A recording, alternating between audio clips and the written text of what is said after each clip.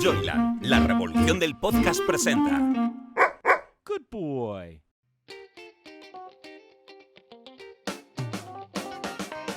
Después de trabajar muchos años en el mundo editorial, Carmen Fernández de Blas nos revela en su podcast ¿Quiero un libro tuyo? Anécdotas, secretos, historias curiosas o divertidas que se esconden tras la publicación de un libro.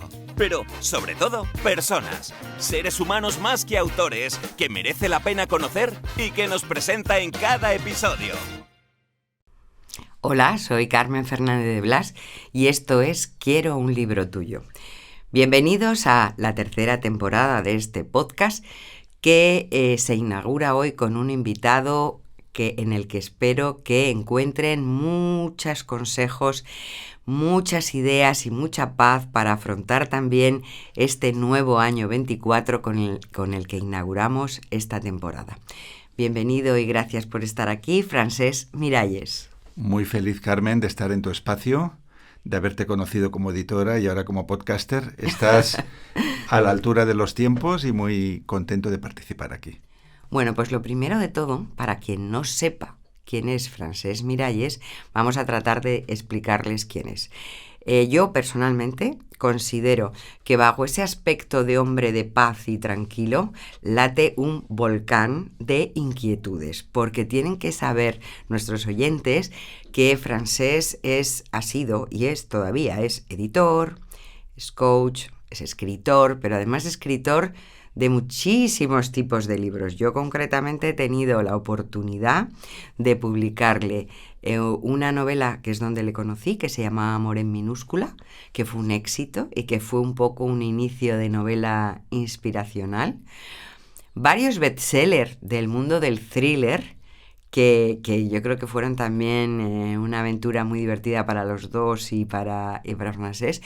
Y luego, por supuesto, libros de crecimiento y de crecimiento personal y de espiritualidad, que ha sido al final un poco el detonante de tu éxito, que culmina, yo creo, con un libro que se llama Ikigai y del que quiero que hablemos. Pero también me interesa mucho la trayectoria y que expliques cómo uno de Barcelona acaba explicándonos la filosofía japonesa. Sí, eso realmente es un caso insólito en el mundo editorial, porque lo lógico habría sido que Ikigai lo escribiera en japonés. Sí. Y en cambio lo escribe uno de Barcelona y uno de Valencia, aunque vive en Japón hace 20 años, Héctor García, y todo el mundo se entera de la filosofía del propósito vital, incluso en Japón. O sea, en Japón, claro, el libro de Ikigai más famoso que hay en Japón es el nuestro.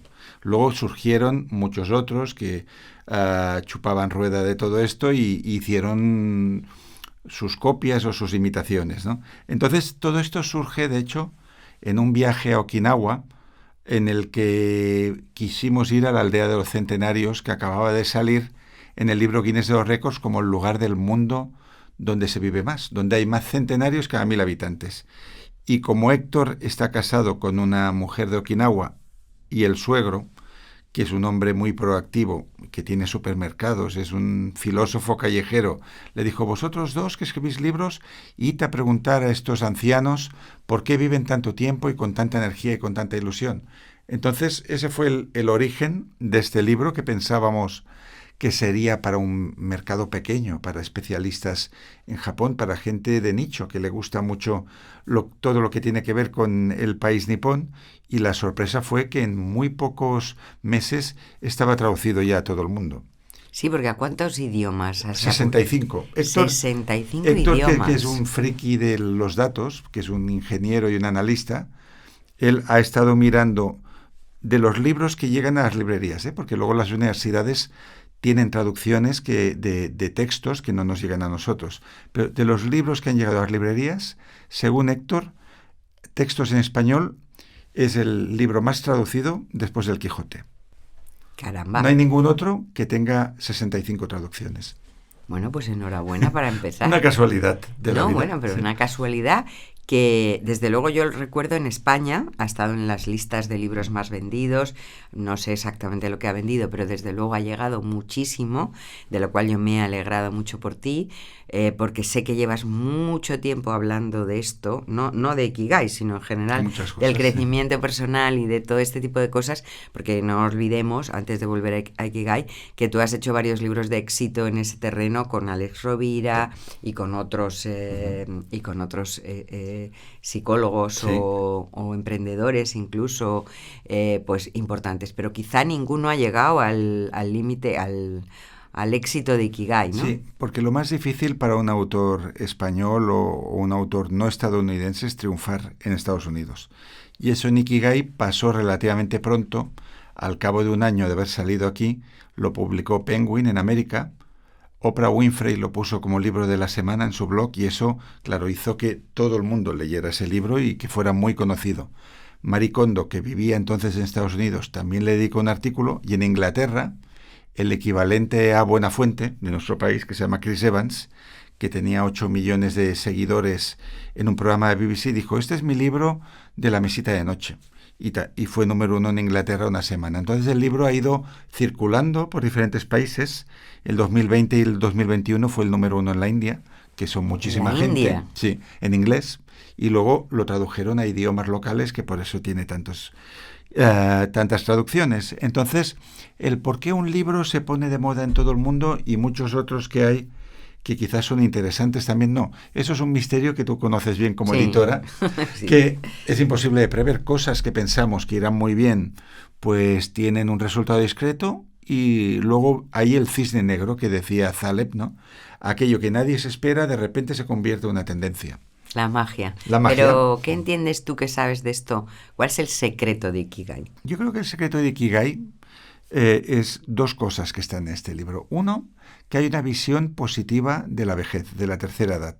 Porque hasta Ikigai, la gran mayoría de los libros, documentales, reportajes sobre las personas mayores eran en clave de carencia, ¿no? Que si están solas, que si la soledad de la gente mayor en las ciudades mata como 20 cigarrillos al día, que si no tienen acceso a esto o lo otro. Y en Ikigai lo que mostrábamos era una comunidad de gente hasta 108 años, haciendo la vida que les gusta, vida comunitaria, trabajando y siguiendo con su existencia. Y eso nos pareció muy inspirador. Y por otro lado, la misma palabra Ikigai, que significa propósito de vida, está muy presente en todo el mundo. Ahora, cuando hablas con una persona joven, no quiere solo un sueldo y un buen horario, quiere ser feliz en el trabajo y sentir que aporta algo. O sea que el propósito está en el centro. Yo creo que sobre todo a partir de la pandemia, el propósito vital es algo que nos preocupa a todos. Sí, yo creo que efectivamente en la juventud, lo que yo conozco es que efectivamente ha cambiado. Antes la gente quería ser rica, ahora quiere ser feliz. Exacto. Fundamentalmente, eso es ¿no? un cambio muy inteligente. Muy inteligente y muy diferente, porque ya la gente no sacrifica determinadas cosas por un sueldo o por un trabajo. Quieren tener ese trabajo, obviamente, pero que les permita también desarrollar otros aspectos de la vida, ¿no? Sí, de hecho, durante el confinamiento, justo al terminar esa fase, en Estados Unidos se dio esto que se llamó la Gran Renuncia, The Great Resignation, que 8 millones de personas dejaron sus trabajos porque no se sentían felices allí. Eran personas del mundo de los servicios, más bien, ¿no? Camareros, la gente de logística, que trabajaban de cara al público en almacenes y que pensaron, me arriesgo a no tener dinero los próximos meses, a ver si puedo hacer algo que realmente me llene, que me guste. Yo creo que la gente joven, de los millennials para adelante, todos piensan de esta forma. Quieren ser felices y es lógico, ¿no? Nuestros padres, Carmen, no miraban si se les divertía el trabajo o no. Miraban el sueldo que venía a fin de mes, Sí, si cierto. eso pagaba las facturas y ya Sí. está. No aspirabas durante ese tiempo a crecer, a aprender. Ahora ha cambiado todo esto.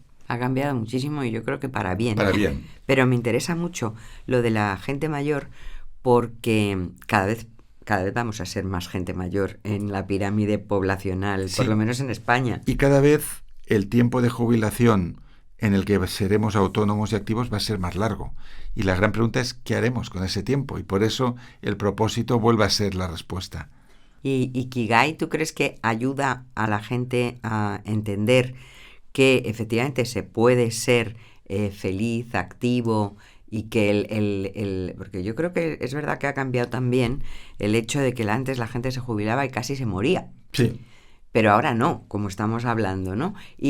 Pero no es un problema de soledad solo. Hace poco me preguntaba una amiga, tengo que hacer una campaña sobre la gente mayor y todo es triste. Y yo le dije, mira, yo creo que no. Dile que se lea Ikigai. Claro, mira, se lo voy a decir ahora que lo estás oyendo, Anita, léete Ikigai. Pero sí, léete Ikigai, pero además observa la realidad, porque yo creo que el propósito vital que tú propones en Ikigai, quizá hay que potenciarlo en España, ¿no? Sí, y además que ahora se habla de una nueva clase social o de una nueva actitud ante la vida, que son los late bloomers, que son la gente que florece tarde, que durante toda su etapa, digamos, de padres y madres de familia, trabajadores, pues no han tenido tiempo para dedicarse a lo que les gusta, y de repente, un poco como tú, Carmen, ¿no? Eso te iba a decir, me siento totalmente identificada. Que descubre que tiene un talento que antes no ha podido desarrollar porque estaba ocupadísima con todo tipo de obligaciones, y de repente pues empieza una nueva etapa que le da una satisfacción quizás mayor que lo que hacía en su trabajo oficial. Y entonces nos estamos encontrando con novelistas que empiezan a escribir a los 90 años, con gente que va a la universidad en Oxford, se graduó una persona con 100, que había tenido que interrumpir los estudios durante la guerra y luego los terminó. Y vemos a muchas personas que están en voluntariados, sí, actividades artísticas, en clubes de lectura, que están muy activas. Entonces, la tercera edad, yo creo que cada vez menos lo vamos a relacionar con un centro en el que se juega al dominó y a las cartas, que mi tío favorito era camarero en un lugar así, y yo de pequeño iba mucho a verlo, y que está muy bien jugar a las cartas y al parchís, ¿no? Pero que también está bien sentir la necesidad de aportar algo a la sociedad. Claro, al final es otro concepto, es otro propósito de vida, que es lo que me gusta, porque no es que tú a una edad tienes que rendir y luego se acabó, sino que a lo largo de tu vida tienes que encontrar siempre una razón, ¿no? Exacto. Para vivir o para ayudar o para lo que sea, ¿no? O para aprender. Yo creo que el aprendizaje es básico en la vida. Sí, no dejar nunca de aprender, y de hecho hay personas que no se retiran jamás de lo que les gusta. Hay un famoso documental en Netflix que se llama Hero Dreams of Sushi, que sale el restaurante de sushi más famoso del mundo, que está dentro del metro, en Ginza, que el que lo lleva tiene 90 años o 92, tendrá ahora, si sigue vivo, hace poco aún lo estaba, y llevaba 70 años haciendo eso y sin ninguna intención de retirarse. De hecho, él trabajaba con su hijo, que tenía 70 años, y el hijo instaba al padre a que descanse, porque claro, es ir al mercado a las 5 de la mañana a comprar el mejor pescado, y el hijo le dijo, papá, ya sería hora de que te quedas en casa. Y dice, no, yo no me puedo quedar en casa porque tú no estás preparado todavía para llevar esto, solo llevas 50 años haciéndolo. Eso es muy japonés. Qué optimismo y qué Sí. japonés. Sí. Qué curioso, Francés. Oye, y ahora me contabas hace un ratito que estábamos hablando que además a raíz del fenómeno Ikigai tú estás desarrollando una labor muy intensa en charlas, en conferencias. Que eso tiene algo de late bloomer, porque yo era la persona más tímida del mundo. Lo y de sé. hecho, no hice tesis doctoral por el pánico a leerla delante de mis profesores. En su momento no hice doctorado por eso. Y luego la vida tiene misteriosos destinos y empiezas pues yendo a escuelas y a universidades y a radios y acabas dando charlas en un teatro que no lo tenías previsto. Entonces sí que es verdad que a raíz de lo de Ikigai, por ejemplo, hice una gira por la India, por todas las ciudades principales, donde había un montón de gente en los teatros que habían pagado entrada y que había que hacerlo en inglés. Entonces, bueno, una vez pasas esa prueba, dices, todo lo que sea en España va a ser fácil ahora, ¿no? Entonces, realmente nos damos cuenta de que no somos conscientes de lo que podemos hacer hasta que lo probamos. Y muchas cosas que dices, yo esto no podré. De hecho, estuve a punto de decir que no a lo de la India. Y un buen amigo y terapeuta, Xavier Guix, me dio un gran consejo. Me dijo, si te lo piden es que puedes hacerlo, si no, no te lo pedirían. Entonces pensé, bueno, vamos a seguir esa lógica. Interesante propósito, apunten por favor para empezar el año Sí. estos consejos de Fran.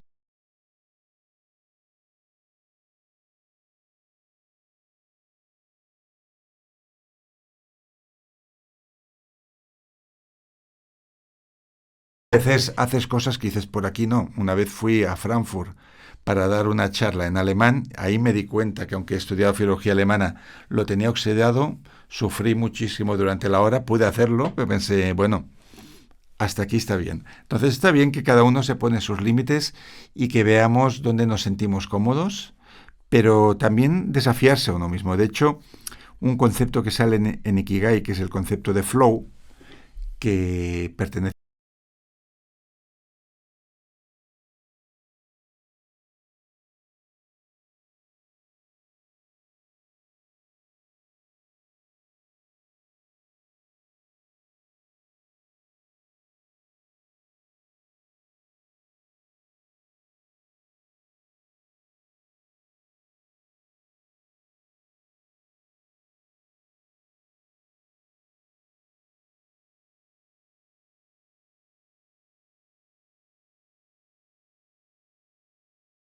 Estás mucho más volcado en eso que en los libros. Sí, paso más tiempo dando vueltas por el mundo. Hace 3 días estaba en Fuerteventura dando una charla con un personaje interesantísimo. Igual has oído hablar de él, Álvaro Vizcaíno, un madrileño, surfero y empresario que estaba en Fuerteventura y tuvo un accidente de surf, cayó por un acantilado que estuvo más de 2 días medio muerto y flotando en el agua hasta que salvó la vida milagrosamente, y hay un libro de Ediciones B que se llama Solo y una película de Netflix que cuenta su vida. Entonces estuve con él Qué interesante. dando una charla que se llamaba Resiliencia y Ikigai.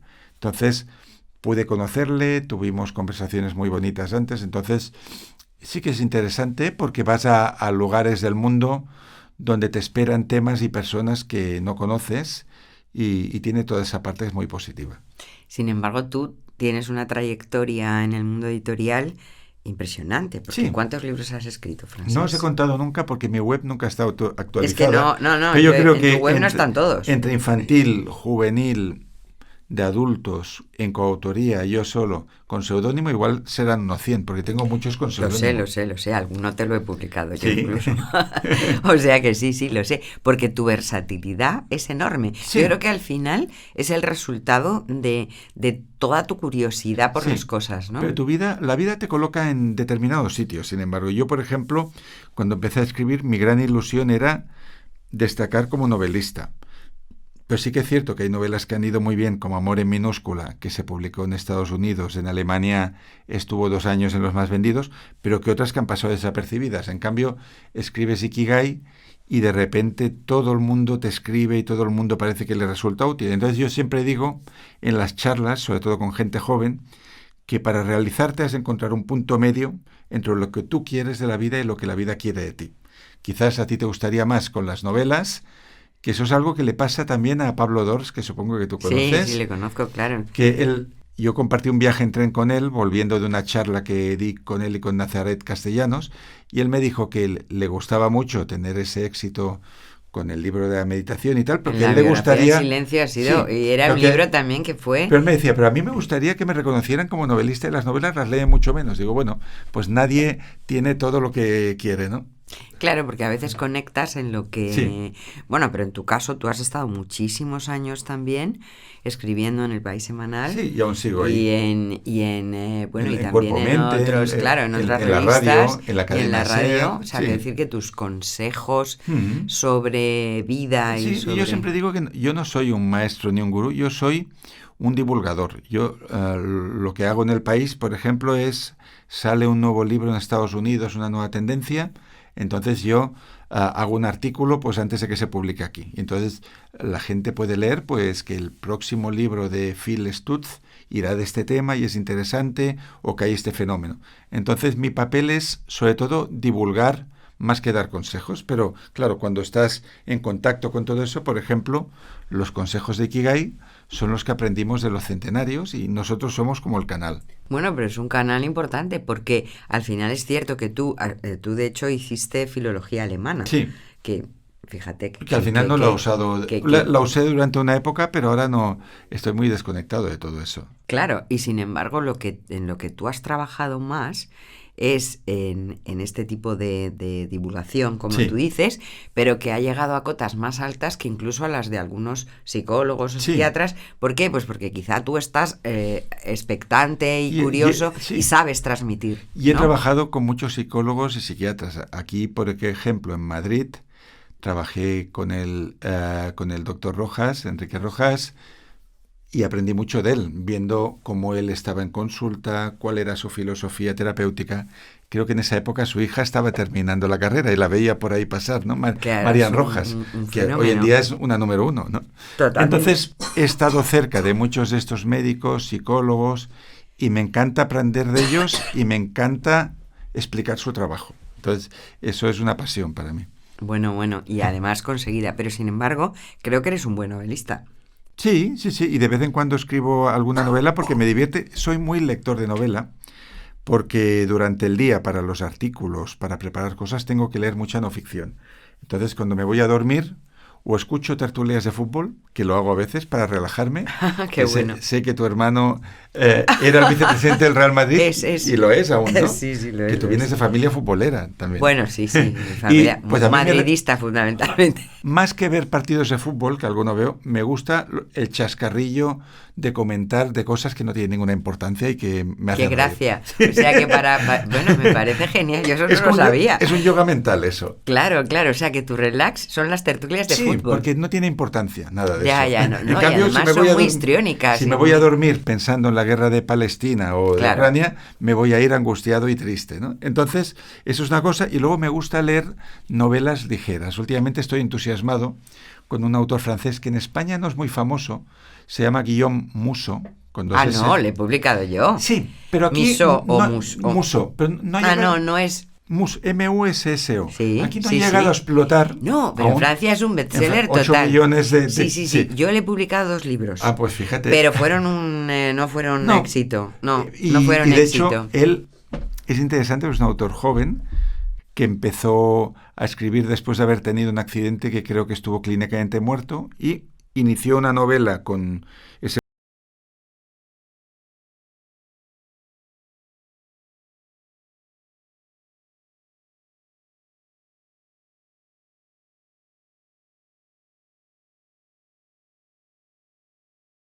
alianza de novelas. Y la gente que conozco que lee a Musso están tan enganchados como yo. No todas son igual de buenas, pero creo que es el maestro de los giros. No hay nadie que se atreva a introducir tantos giros en una misma novela como él. Yo le publiqué en Martínez Roca, como te Imagínate. publiqué a ti. No, le publiqué a ti porque... Algunas de las primeras de él, De quizás. las primeras que tuvieron un éxito bárbaro en Francia, Sí. porque además en esa época, no sé si tú recuerdas que Planeta tuvo una alianza con el grupo francés Había comprado una editorial en Havas, Francia, me parece ¿no? que Sí. no, Havas no era. Bueno, una gran editorial, un gran grupo, y tuvimos bastante relación nosotros desde España con los franceses y Sí. al revés. Y la verdad es que encajaba mucho en Martínez Roca y lo lanzamos con gran ilusión porque a mí me parece muy comercial. Es muy ultra comercial. sí. Y encajaba perfectamente en el sello.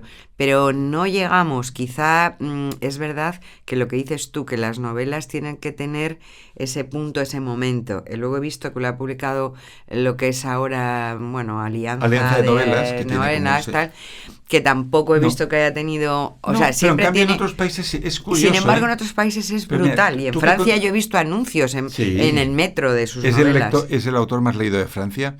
Yo, a los que nos están oyendo, recomendaría empezar por Central Park, que es una novela fantástica, que pasa en Nueva York y que tiene como inicio una policía francesa que se despierta una mañana en un banco de Central Park y lo último que recuerda es haber estado en una fiesta en París y está esposada a un chico que lo último que recuerda es haber estado tocando el saxofón en Dublín y no saben qué hacen ahí 10 horas después y a partir de ahí pasan 1000 cosas. O sea que es un tipo de literatura de entretenimiento que, mira, a mí me viene bien porque desconecto totalmente y huyo de la gravedad de la vida. Me parece perfecto. Bueno, las novelas que yo te publiqué, que recuerdo perfectamente, la de La profecía... Sí, El Cuarto Reino. El Cuarto Reino La profecía tuvo 2013, mucho éxito. Muchísimo éxito, sí. El Cuarto Reino y eran fue una también novela muy entretenida. Muy entretenida y que desvelaba, además, era la de Montserrat, Sí, la de ¿no? Montserrat, la Sí. visita de Himmler, Sí, sí. aspectos de la historia que quizás no eran tan conocidos. Entonces, bueno, yo soy muy partidario de que tengamos cosas profundas para aprender, pero que también tengamos nuestros momentos de evasión con cosas ligeras que también las necesita la mente.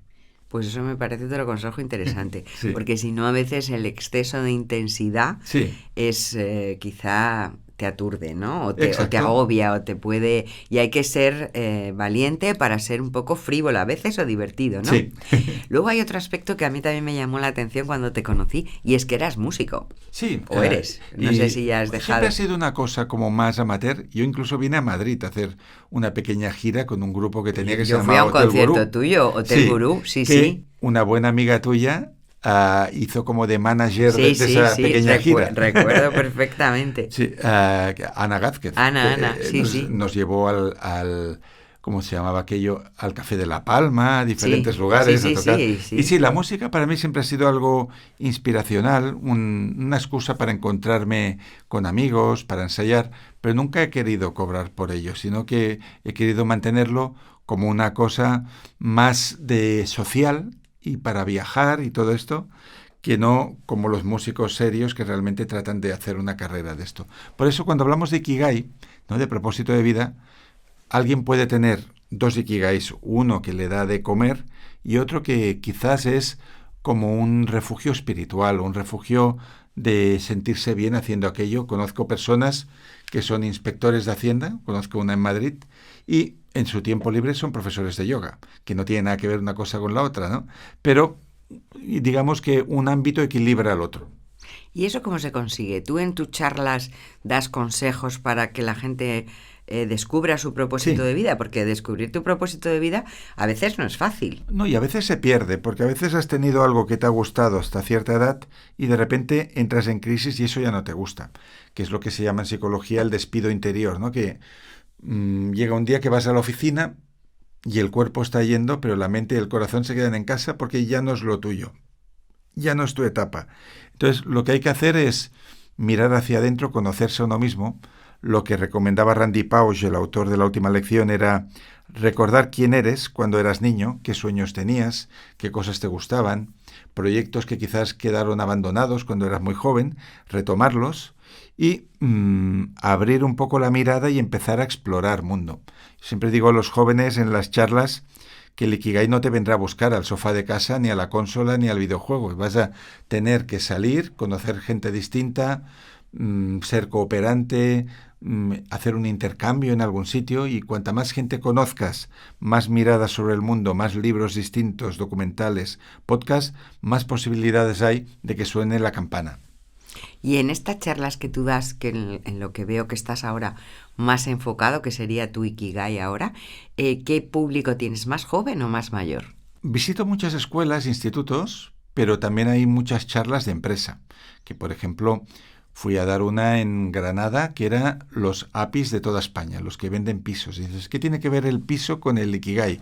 Pues bueno, hay una conexión, porque los mejores vendedores son aquellos que le dan una importancia y un significado profundo al hecho que tú no le estás vendiendo cualquier cosa al otro, le estás vendiendo su casa, el lugar donde va a ser feliz o infeliz y donde va a sentirse seguro. Entonces, el propósito está muy ligado a la empresa y a veces doy charlas pues para farmacéuticas, para todo tipo de compañías. ¿Y cuál es tu Ikigai ahora mismo? Sí, mi Ikigai, antes te habría dicho que era escribir, pero como ahora lo que más hago es viajar, te diría que mi Ikigai es ayudar a otras personas a que encuentren su Ikigai, sea a través de mis artículos, a través de mis charlas o en encuentros como este que estamos teniendo aquí mismo. Pues mira, Francesc, yo creo que no hay nada, esa frase que acabas de decir cierra perfectamente este podcast. Me encantaría que la gente leyera Ikigai, buscara su Ikigai, porque es verdad que leer a Francés, escuchar a Francés, es muy inspiracional y creo que no he podido empezar mejor esta temporada que contigo y te deseo poder compartir muchos más Ikigais y muchas más charlas. Muchas gracias. Muchas gracias a ti, Un placer Francés. muy grande. Hasta luego. Si te ha gustado este podcast y quieres más información, síguenos en nuestras redes sociales @somosjoyland o en nuestra web joyland.es. No olvides darle al botón seguir para enterarte de nuevos episodios. Quiero un libro tuyo es una producción de Joyland. Dirección y guión, Carmen Fernández de Blas. Producción ejecutiva, Hernán Zin. Dirección de producción, Ainhoa Martín. Locutado por Fernando Simón. Diseño de sonido, Alberto Cerro. Diseño gráfico, Julia Cernuda. Edición de vídeo, Lorena Gracia. Dirección comercial, Alberto Rojas. Producción Wowland, Fernando Pastini. Redes sociales, Sergio Corredor. Una idea original de Hernán Zin. Joyland, la revolución del podcast. Una empresa del grupo Wowland.